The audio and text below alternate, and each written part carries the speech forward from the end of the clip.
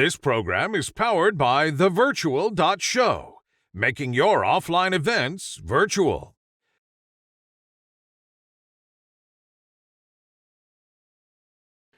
Ladies and gentlemen, the host of WEBIT Virtual, Dr. Plamen Rusev. Such a pleasure to have you with us, wonderful WEBIT community from all around the world.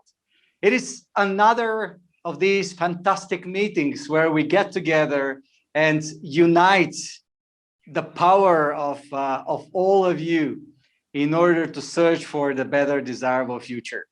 At WEBIT, and now during the pandemic, WEBIT Virtual, we are here to make sure that we are all together. And we have the opportunity to explore what is good and what could be better for the humankind. Working with the UN SDGs, supporting SDG climate actions, and supporting technology that supports the better future of the humankind. This is where WEBIT stands with our global committee and community and the executive committee. Today, I have someone here with me in the studio who says that if one day humans are developing AI and the next day humans are out of the loop, then I think it's very justified to be concerned about what happens. Now, let me show you who this person is. Jaan Tallinn is a founding engineer of Skype and Kazaa. He is a co-founder of the Cambridge Center for the Study of Existential Risk, Future of Life Institute, and philanthropically supports other existential risk research organizations. Jaan is on the board of sponsors of the Bulletin of the Atomic Scientists and has served on the high-level expert group on AI at the European Commission, as well as on the Estonian President's Academic Advisory Board. He is also an active angel investor, a partner at Ambient Sound Investments, and a former investor director of the AI company DeepMind. Well, it's such a pleasure and honor for me, and I'm sure for the audience and the global WEBIT community, to have such an inspiring human being with us today. But I would like to ask you to share with us what inspired you mostly and in your life choices. What was there a particular figure that inspired you mostly? Could you trace your personal path towards success? Welcome. Thanks for having me. Jaan, such a pleasure. So the question was like, who has inspired me? Yes. Well, you've been making some choices, obviously, on the way, starting most probably way before Skype, and now going ahead with all the initiatives. So what was your inspiration on the way? Yeah, I think like my way is sort of like long enough to have have been influenced and inspired by many figures and books, etc. I guess like one figure that definitely stands out is Richard Feynman, the famous physicist who... And why? So there is this book called Surely You're Joking, Mr. Feynman. I highly recommend it. It kind of gives an interesting attitude where... So inside view into an interesting attitude where you're gonna mix curiosity with need to have fun at the same time and not be like super serious about this like serious science work. You try to find quirky and fun things while still being respectful that there is this thing called reality out there and you cannot change reality. You can only learn about it. With all the buckets of projects and activities you have, I am really interested, how do you spread your time between all of what you're doing currently? So I traditionally have been dividing my time between two big buckets, sort of my professional time at least. One is investing. By now I have well over 150 startup investments, approaching 200. and philanthropy, which over time has kind of become like bigger and bigger portion of my time and focus. And in particular, my philanthropy is focused on trying to support people and groups and grow an ecosystem, and what I call existential risk ecosystem. These are people and institutions who are trying to figure out what can we do in order to not go extinct this century as species. So it's like giving back to community from one part of what I hear. And how have your mind and belief changed when it comes to AI risks with the last 2 years? Because I've started with a quote from you, and obviously now things change. We've been having a bunch of fantastic discussions with AI experts from all around the world. We've had Professor Russell, who has been stating very clearly that it will be very dangerous to go where we think we should go. And that was a very good example. So what do you think about this? I mean, Stuart Russell is one of the leading voices in academia when it comes to not only kind of AI capabilities, research. He's the author of the leading AI textbook, but also leading voice about concerns about long-term issues, about safety. So I kind of largely share his views, and I am a supporter of his institute. Now, I don't think that my views have changed that much in the last couple of years. Perhaps like the only thing that kind of comes to mind is GPT 2 and 3. Like I did not expect AI to be on that level in 2020 and 2021 when it comes to production of text. So I mean, there is this like hypothesis, like unanswered question, like is it now just the kind of the final stretch, and now we just kind of if you add more hardware, it's going to be over, or are we still some like architectural inventions short from creating something that is more competent than human in terms of decision-making ability? And OpenAI's GPT definitely kind of pushed me somewhat towards that. Okay, now it's just hardware that's left, that's separating us from the end of human era. So many AI researchers have very different opinions on when human level AI should be created or not. And I'm sure you know all this, and so we all follow. And there are so many people among the WEBIT community who challenge this in a different way. But in your opinion, around when this would be created, and how is this view of yours updated within the last couple of years? So like I don't have like kind of any confident view about it, and I don't think people who have confident views about it, how far we are, know what they're talking about. So I basically have a probability distribution. Can I like confidently say that nothing will happen this year? I cannot. Can I very confidently say that nothing is going to happen this century? No, I cannot either. So the question is like, where is the, let's say 50% probability? And my current 50% probability is somewhere in the 2040s. So something like 20 or 30 years ago, 20 or 30 years from now. But it kind of like keeps shifting. So it's like, is it like in the beginning of 40s where my 50% line is, or is it like at the end of the 40s that kind of reacts to whatever is going on? So when GPT-3 was announced and investigated, then like they definitely shortened my timelines, but not by a lot still. So yeah, somewhere in the 2040s is my 50% line.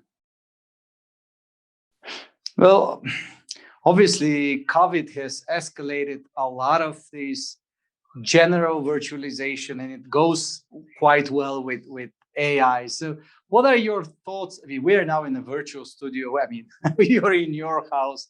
I'm in my house, and we look like we're together in a beautiful 3D world, powered by the virtual show. So, what are your thoughts about the idea of potential existential catastrophe and reducing existential risks in this century and for the long term? What do you think about it? So the question was like how, I'm not sure, like how COVID has influenced it, or like like. No. I was just mentioning COVID because virtual and technology have has been exponentially growing during this one past year, and that's why I've mentioned our virtual worlds. But virtual goes pretty well with AI. So my question is, what are your thoughts about the idea of potential existential catastrophe, and how we can reduce the risk during this century and long term? So yeah, that is the big question, really. So I mean, first of all, importantly, English philosopher Derek Parfit has correctly observed that there is a difference between a catastrophe that kills 99% of people and catastrophe that kills 100% of people. And the difference is not 1%, because like if you kill 100% people, there will be no next generations anymore. So indeed, I think So that's quite a number. What do you think will be in this from this aspect the impact of AI over climate change? There are some scientists who say there is nothing like this, but actually we all know that, and we all see that Plan B is less and less viable. So, what do you think? How AI could influence and impact this challenge? Do you mean influence, impact, concrete climate change, or like do you mean influence? How AI can influence the solutions, hopefully, around climate change? Yeah, so climate change as an issue sort of assumes that humans will be in charge, and humans will remain in charge for the rest of the time that we need to fix it. Really, I think it's a dangerous assumption, and or like put it like conversely, I think it is the job of AI safety people to ensure that this will be the case. And like I do think that there is like a very important commonality between climate change and AI risk, as well as many other existential risks, is that the main way how existential risks can manifest themselves is through our environment becoming uninhabitable. Climate change is a result of human activity making the environment worse. Whereas if you let loose an AI that by default will not care about the environment at all. Like the reason why we send robots to space and radioactive areas is that they do not care about the environment. So if we delegate our decisions, including decisions that can like severely affect our environment, to AIs that do not care about the environment, it's likely that we're going to have like so drastic changes in the environment that it will make it very hard for us to continue our existence. So in that sense, there's like very important, climate change is almost like a warning sign or things we should expect to come if we are not very careful with AI and other potential risky technologies, so to speak. A very, very global warning indeed. And we hope that we all will understand the message and will act accordingly and start living more responsible lifestyle. That's for sure to start with and further achieve the goal 2030. What steps should big tech companies take in order to reduce the risk from misaligned artificial general intelligence? I mean, the first step really is to kind of acknowledge that this is an issue. Like there is clearly like companies like DeepMind and OpenAI who are acknowledging that we do have control problem with AI potentially in the future. So that's why they have entire teams of people working on the AI safety, AI safety research. So like Stuart Russell, again, who was mentioned earlier, has this saying that if you think about it, nuclear power industry sort of self-terminated by continuously downplaying the risks. So they kept saying that there's nothing to worry about until they no longer exist. So according to Stuart Russell, AI industry should learn from nuclear power industry and stop downplaying the risks and start dealing with them properly. I would like to continue with, we have so many questions to ask you. We will be back immediately after a very short break, continuing with Jaan and talking about his investments and his philanthropy. So stay with us. We'll be back in a couple of seconds. This program is powered by the Virtual.show, making your offline events virtual.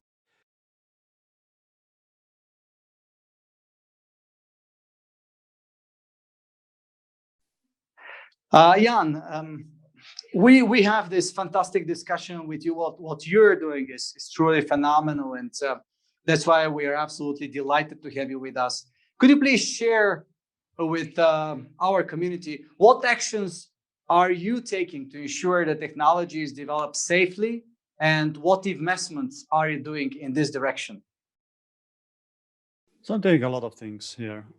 One kind of simple thing is I'm just kind of actively handing out grants and financial support to various research organizations and groups who are thinking about these problems and trying to figure out how to solve existential risks. If you go to a website called Survival and Flourishing, survivalandflourishing.fund, then you will see the grant rounds that I'm supporting, including one that we're having right now. And then also I've been kind of tapping into my brand, so to speak. So what I've been doing is investing in various AI companies. So I only kind of half jokingly say it so I could kind of hang around in their kitchens and talk about these issues, and also connect AI researchers to AI safety researchers, so they could have a dialogue, and that has been very good and has worked surprisingly well. And also I've been helping to co-found a few organizations around in this space, most notably the Center for the Study of Existential Risk in Cambridge, UK, and Future of Life Institute in other Cambridge, in Cambridge, US. And indeed, that then I'm also kind of doing investments in addition to my philanthropy. Quite often, there are several companies that I'm supporting who are somewhat concerned about what they're doing, and thereby want investors who are also potentially concerned and wouldn't kind of push them to move fast and break things, as they say in Silicon Valley. If they think that they might be breaking this entire humanity, they'd rather actually be more cautious than Silicon Valley in typical. So that's another thing that I'm doing with my investments. You do so many things that I really don't know how we live in the same time continuum with you, because it's like phenomenal that you find time for all your initiatives and work. Would you please comment about synthetic biology and so-called unknown unknowns? But first, please explain to our audience the meaning of those terms. Yeah, so like my top three existential risk concerns, or extinction risk concerns are, AI is my top, and then second is synthetic biology, and third is unknown unknowns. So synthetic biology is this entire field of people generating synthetic DNAs and kind of synthetic organisms that evolution never created, which has a lot of good potential, obviously. Like we don't have to look any farther than the mRNA vaccines, right? That is an example of synthetic biology, and clearly a very good application of it. Now the problem the risks with synthetic biology are that evolution never had an incentive to create something that is super deadly to humans. So in some ways, evolution is just like fumbling around in a blind manner, and every once in a while stumbling upon something that is dangerous, that's going to kill like millions or tens of millions.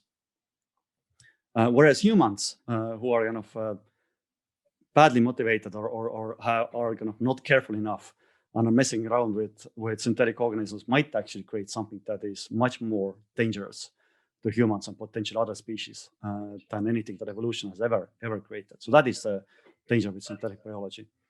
Unknown unknowns are basically just sort of like a humble observation that both AI and synthetic biology are less than 100 years old, at least as risks. So it's kind of very plausible if you're thinking about the next century that we might get something new that we haven't thought of yet. So I'm kind of like reserving a slot there for something new that might be in the same category than AI and synthetic biology. Thank you so much, Jaan. And it's so exciting, right? I mean, I haven't thought that it's that old, but definitely I think that both, I'm not sure if gene modification comes here closer to what we are discussing, but and AI together is like bringing us indeed to kind of a different species than we are currently. When did you first start thinking about doing philanthropy? Whether this was it like AI the reason, or there were other issues that pushed you in this direction? Yeah, I think it was AI. I remember my first AI-related donation was in March 2009, so more than 12 years ago now. And that was to support what's now known as Machine Intelligence Research Institute in Berkeley, who are like one of the grand old organizations in AI safety community. It's possible that I had done some philanthropy before that, but not much, because in 2009 I was still at Skype and mostly busy with building Skype. Well, in your opinion, what is more important, promoting economic growth or fighting inequality as a way to protect the future? Do you have any strategies to combine both of them somehow? I think like both are important, but like if I had to choose between them, then definitely economic growth. Okay. One consideration it really is that like first of all we have to again observe that we are making an assumption here. We are assuming that human economy will continue this like through this century and furthermore. Again, dangerous assumption to make. As Eliezer Rutkowski has said, that an AI that can rearrange atoms at will is not going to just sit there and wait for you to buy things from you. Sorry,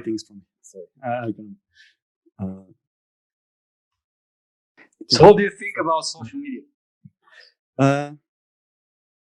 Do you have personal accounts? Yeah, I do have personal accounts, but it's I don't interact that much. I'm kind of mostly use it as a news feed. And I do think that social media, the kind of problems we are observing with Facebook and Twitter, etc., they do have they're kind of like early warnings about what concerns we might face when we are faced with so-called manipulative AI. AI's job is to figure out what makes humans tick and how to manipulate them. So I think we should be more careful about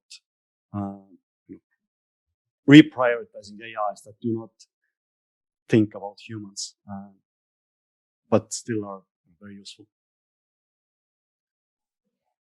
Do you think people really understand the risks that it comes with this general use, and do you think that it already started? Because obviously GDPR compliance, etc., starts helping with privacy issues, etc. But with all the information collected and all the data points, what do you think?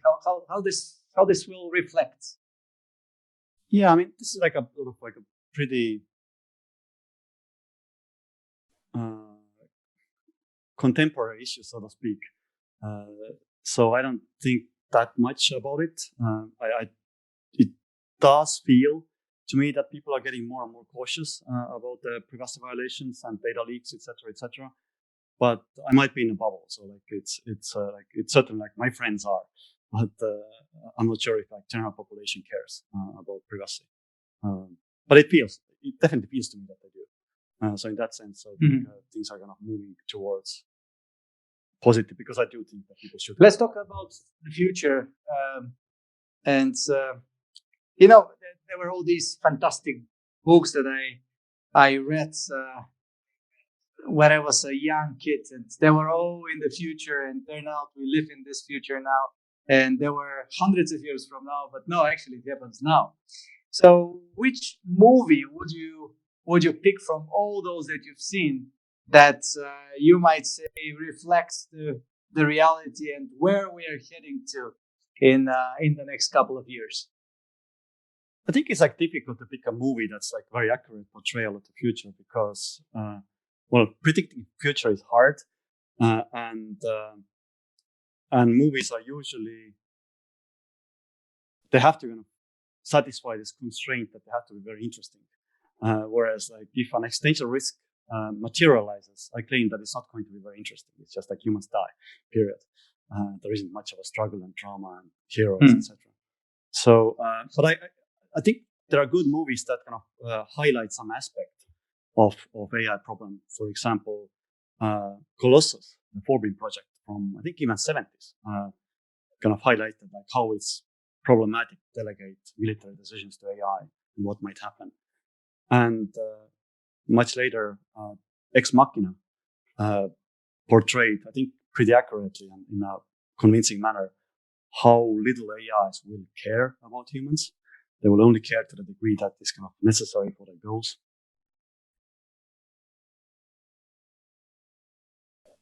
So, what do you think we need to do to be prepared for another future pandemics? I do think that I have been calling COVID-19 a minimum viable global catastrophe. In the sense that it's that's a cool thing. It's a great thing to have in our memory. If you think about it, like people who saw the last global catastrophe, which was the World War II, like there aren't that many people among us anymore of those. But now we have like the entire planet full of people who remember what it means to have a global catastrophe. So in that sense, I do think that COVID-19 has been very useful when it comes to preparing for future pandemics, because now we know that these things happen.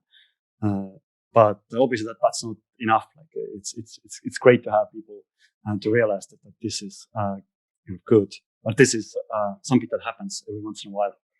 But and also I think the other very good side effect was the acceleration of mRNA technology, which I expect to be very helpful in that regard.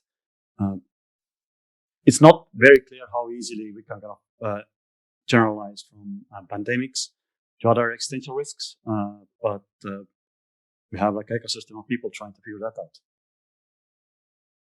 Do you think that we can learn, and what can we learn from this COVID-19 crisis, challenge, pandemic,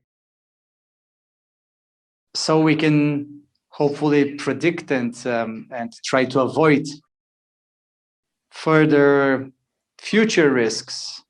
Right, nuclear. Some people say actually nukes were the weapons for peace.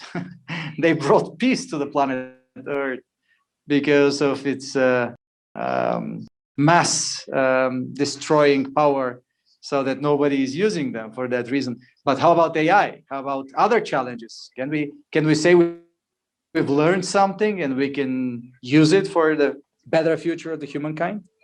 I mean, it's kind of too early to tell like what exactly empirically humanity has learned from it. Perhaps in a few years we will be in a better position. Personally, I really hope that we or a lot of people have noticed that some people are consistently right about predictions. Like, is it a bad thing? Are masks good or bad? Like, do vaccines work, etc. And some people really aren't, and they have been like, and it's not super easy to predict. You can take like WHO, for example, and if you go back enough, like they're clearly making false statements. So it's I hope like a sort of meta thing that humanity would figure it out from it is that authority is just not enough to be confident whether they are correct. You have to do like some homework to figure out, is there something, what kind of reasoning this expert is applying in order to make their statements. So that's like I don't know if humanity will learn that, but that's one hope, because there's a lot of evidence as a result of COVID-19. The time is running. We have a few minutes left, and we always have a number of questions we ask at the end. So we can have all our participants in our WEBIT Virtual editions and episodes wrapping up with, because you've mentioned the word prediction, right? Wrapping up with their predictions and in discussion of what is your vision for the coming decades in general, and what are your predictions for the next couple of years? Where are we heading? I mean, we've seen such a dramatic change in the human behavior only for less than a year, and over a year now, actually, a little bit over a year. So what are your predictions? Where are we heading? It's an easy question. Yeah, I don't have like kind of cached predictions, so to speak. But there are areas that I'm like very keenly looking at. I mean, AI is obviously one, because I do think it's really important to keep an eye on developments there and things that can be done in order to mitigate the risks. But I'm also a very enthusiastic follower of blockchain technology, because like the really interesting thing about blockchain is that for the last 10 years or so, humanity has lived in a regime where it's possible to agree globally about a piece of data without trusting anyone to maintain that piece of data. My question is, how can we use that new feature that the world has to have like a better coordination? And finally, I'm not an expert at all in biology, but like from what I see from various startups that I'm investing in and general kind of expert discussion, it seems to be that 20s is going to be like a massive explosion of new biological research results and applications. So I'm very looking forward to those. Thank you so much. It's been a fantastic discussion with Jaan, Tallinn, founding engineer at Skype and Kazaa, and current co-founder of the Cambridge Center of the Study of Existential Risk. Thank you so much, Jaan, for joining WEBIT Virtual, for joining our global WEBIT community. And I definitely look forward to stay in touch and to continue a dialogue, hopefully having you one day, once we all can get again in person together, to have you at one of the WEBIT events around the world. Thank you so much for being with us. Thanks for having me. Ladies and gentlemen, beautiful WEBIT community, we shall be again together next week, same time. Look forward to see you, wishing you a fantastic 7 days until then. Thank you all. Bye.